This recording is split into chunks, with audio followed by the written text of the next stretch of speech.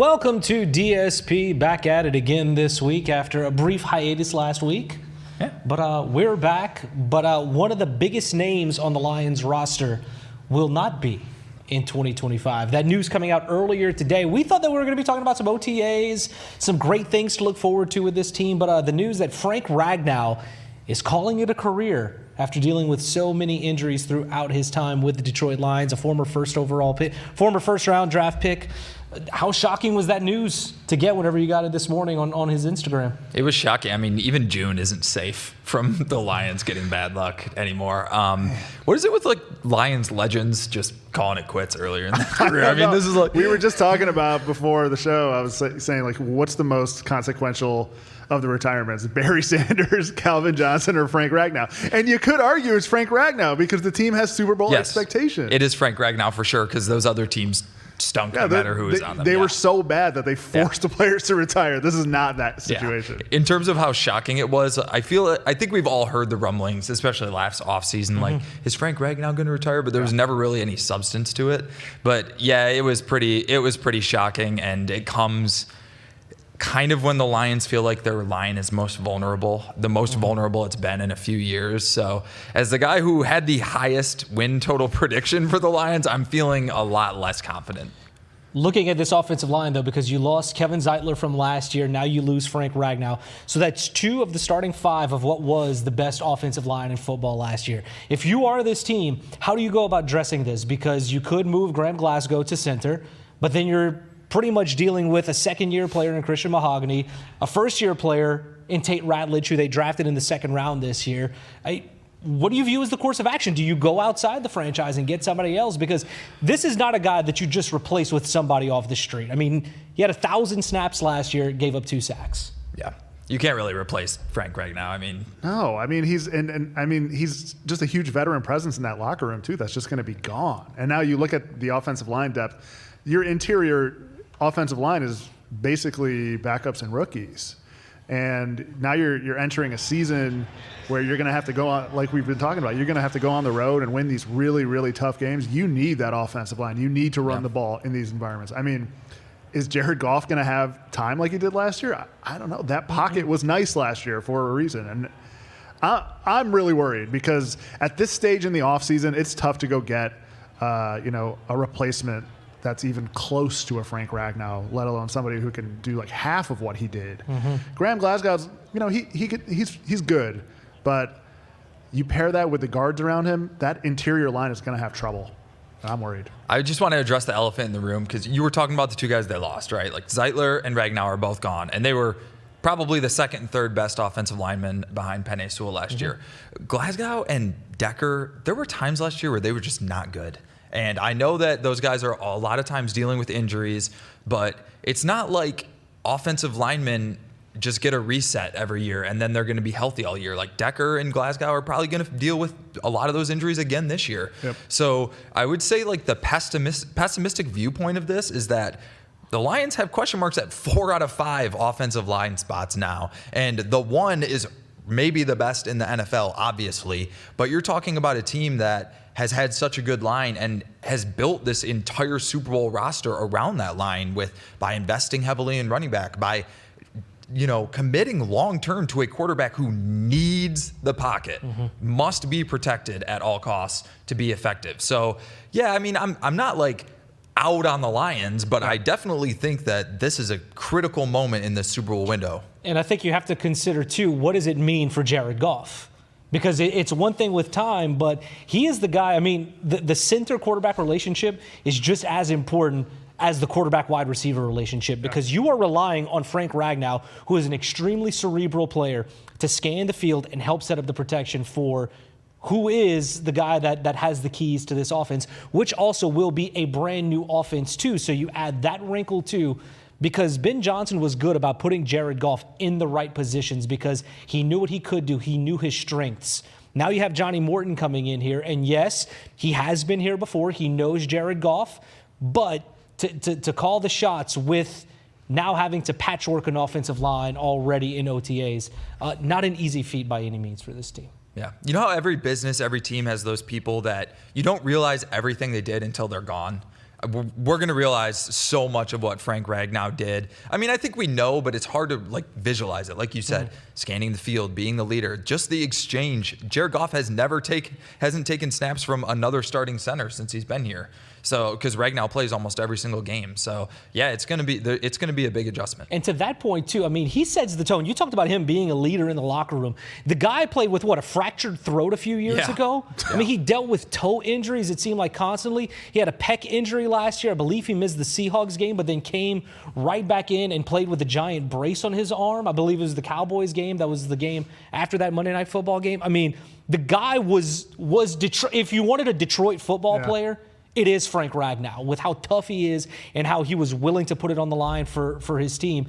But if he is going to be willing to come out and say this, that I thought I could play, I thought I could give it a go, because talking to him in the locker room when the season ended after that Commanders game, you got maybe the inkling that it was a possibility, because it's always a possibility for a guy to say, okay, enough is enough. I need to put my body ahead of the game. Yeah. But to see this is very surprising, at least to me. Well, you'd at least think that decision would have been made, early on, but obviously I'm sure he just tried to make it happen. And at this point just decided not because to. He's done it his entire career. He's tried to make it happen his entire career because he knows how valuable not only his position is, but how valuable he is to the success of this offense.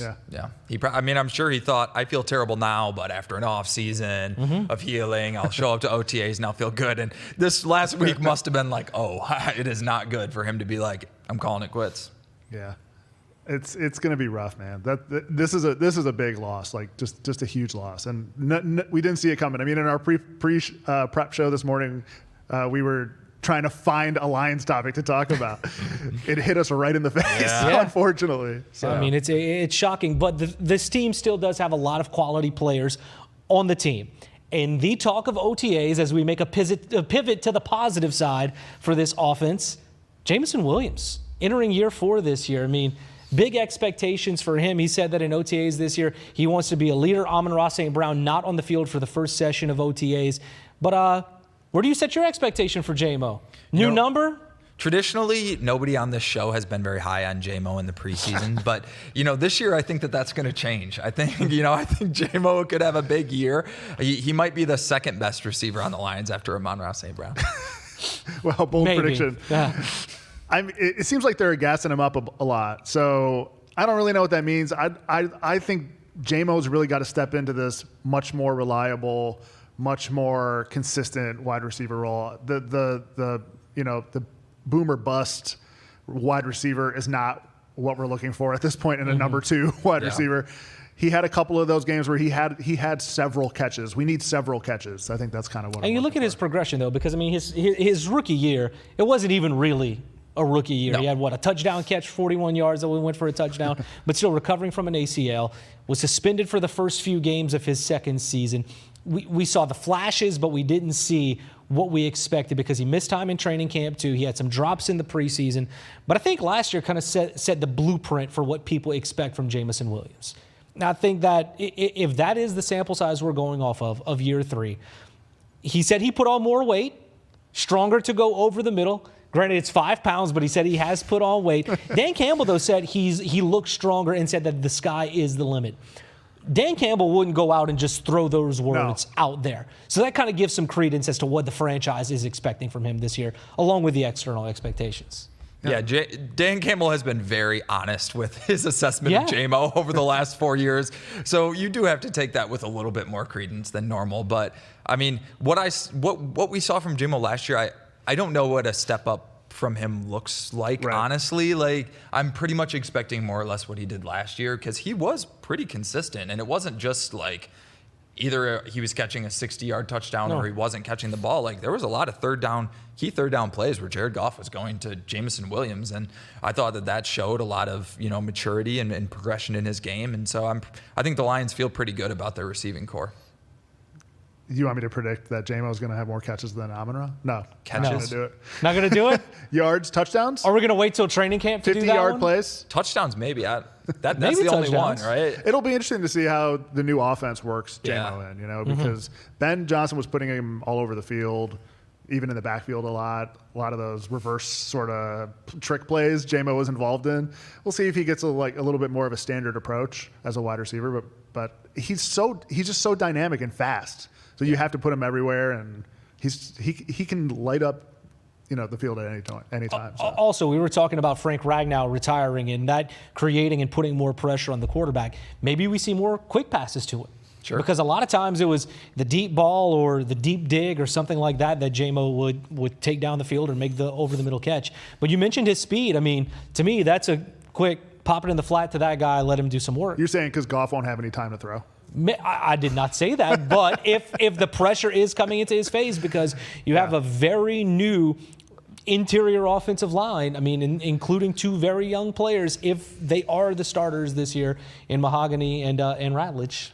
One of the things that made the Lions really stand out to me the last few years is their ability to take those short passes and turn them into big plays. I think a lot of that was Ben Johnson's creativity with the offensive line and also the inherent athleticism of the linemen. Like Jonah Jackson was somebody a couple years ago who was really good at blocking downfield. And then you still have Penei Sewell, but it'll be interesting to see if the Lions can continue sort of that character trait where they're so good at turning small passes into big plays. Because if not, they're going to need J-Mo downfield even more than they did last year. Mm-hmm. Man, the more I think about this offensive line thing, I hate it. I mean, think of all the plays that Goff made last year with that pocket. I mean, that's his bread and butter, right? If he's under any additional pressure, his whole thing changes. I mean, he can go from like a Pro Bowl game to a let's trade Goff game like that. And if you cannot create that pocket around Jared Goff, what does the offense look like? I mean, really, it's really troubling. And there's no clear answer as we sit here in June. So I don't know. There is a lot of time. Do you think that they should trade for a center? I mean, because let's be real. If a team has a good center, they don't want to trade him. Yeah, I mean, they don't want to get rid of him. They're not going to just say, and it's not like sitting out there. And this team has been so good about building through the draft. They did that. I mean, from Frank Ragnow, pre-Dan Campbell, Brad Holmes, that's been a franchise player for them. Here's what I'll say: they've drafted 4 offensive linemen in the last 2 drafts, so they were a little bit proactive about this situation. So hopefully their history of development under Brad Holmes and Dan Campbell and that entire staff continues, and a couple of those guys become the answer. Because I think you can live with, obviously, Decker and Glasgow. They're going to be starters. Mm-hmm. But if you could develop a couple of those young guys, I feel a lot better about those two being sort of less relied upon. Yeah, you're right, though. That is the silver lining, is that this Campbell Holmes era has shown that they can develop players. Yeah. And they do have pieces. Yep. We just don't really know if they're any good. So like I said, sitting here in June, the answer is very unclear. But you're right. I mean, that's what they are hoping to build this team around, for years to come is just player development. So this is the time to do it, man. Yeah, and also, I mean, Hank Fraley was a guy who was getting looked at for an offensive coordinator position. He chose to come back.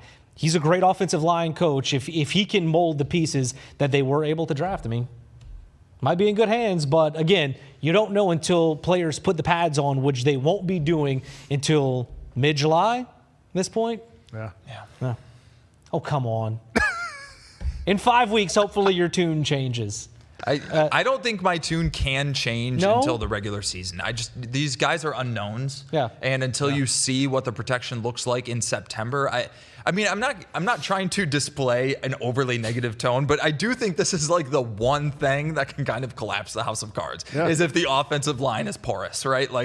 And we haven't even discussed the running game. I mean, that is the offense. Yeah. And he was one of the best centers in all of football the last few years, but his run blocking was, I believe, like top 5 according to PFF every single year over the last 3 years. Yeah. I mean, the key to the Lions' success over the last couple of years, you can take it right down to the run game on offense and their rush defense. Mm-hmm. That has gotten them so many wins, and now you're looking at some adversity. And the offensive line has really set the tone in both the pass game and the run game. All those games where they ran out the clock with 6 minutes left, all that stuff, that's all on the line. Yeah. Man, Go to commercial, Hobie. Let's go to commercial. When we come back, the Tigers got some big wins against the Royals. We'll dive into that with the White Sox coming up, a winnable series before the Cubbies come up. That's a fun one. You're look, your tone entirely changed. And Ken is happy too. There we go. Ken's happy about baseball. Let's roll. All right, much more to come on DSP after the break.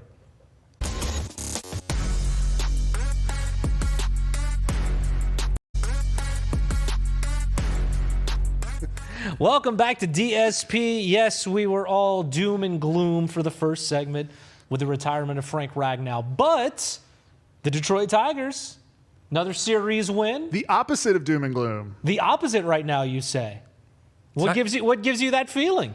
I mean, they're just ridiculously good. I was just telling Derek, I think they might be too good. Oh boy, Ken's going to start doing What do you mean too good? The board thing. That means you're waiting for the doom and gloom to get here. No, I'm just saying that, like, how can they be this good? It doesn't make any logical sense. So I just feel like it might be that they're so good that they're too good. Are you know what I'm saying saying? they're peaking too early?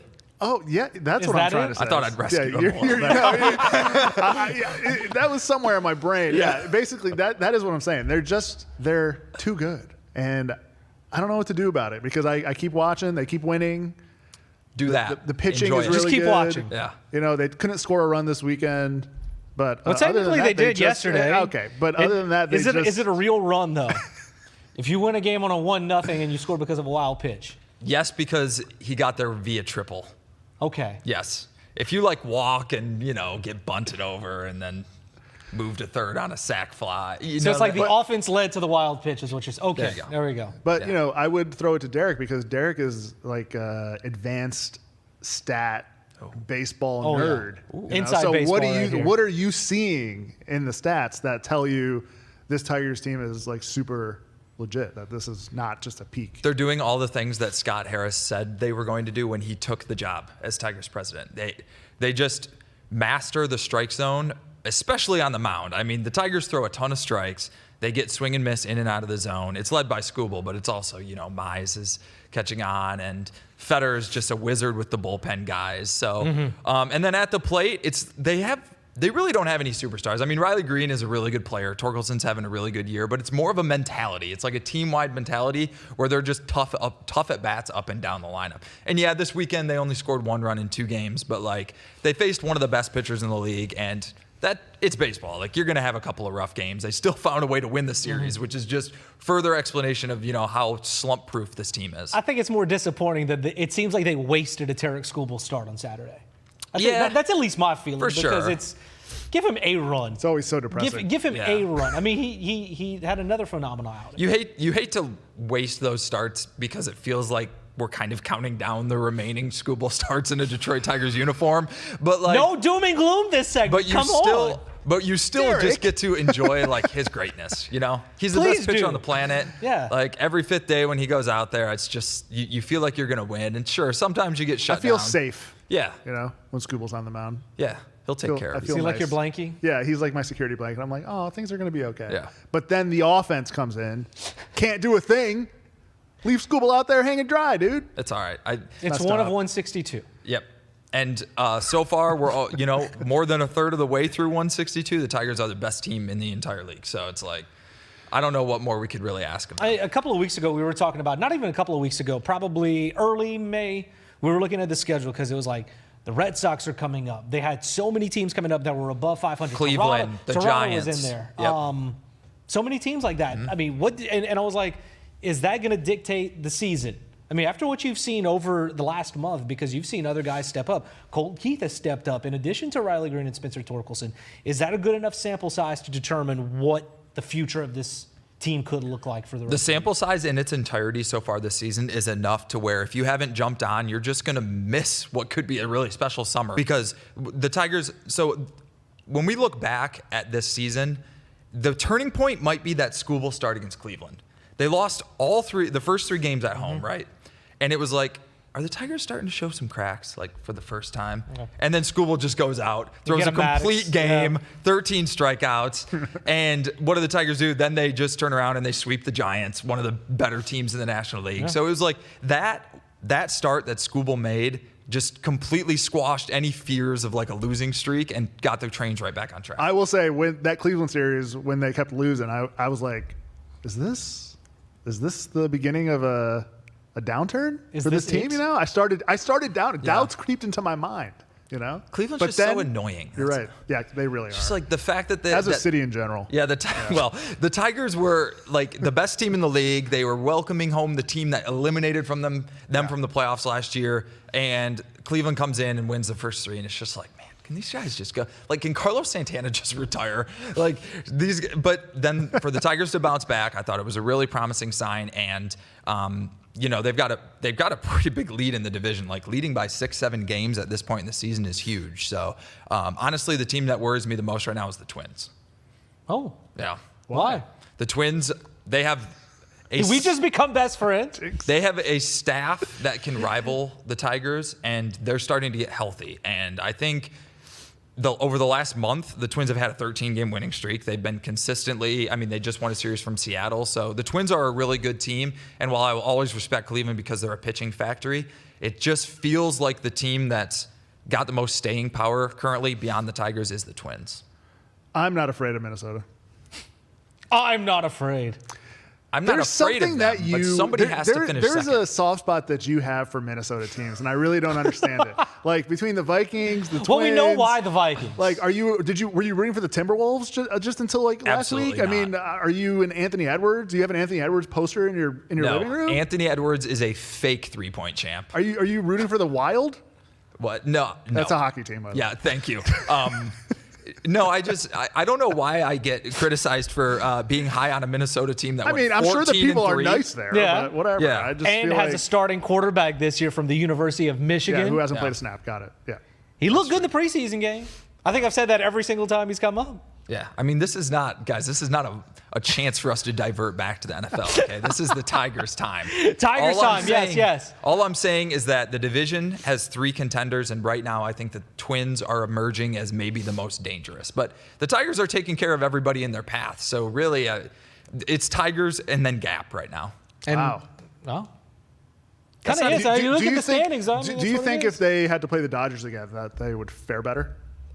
I think those games were so competitive that literally a single play could have changed those games. So I would expect the same thing. Okay, like, but I guess my question is, they have the best record, but do you think they're the best team?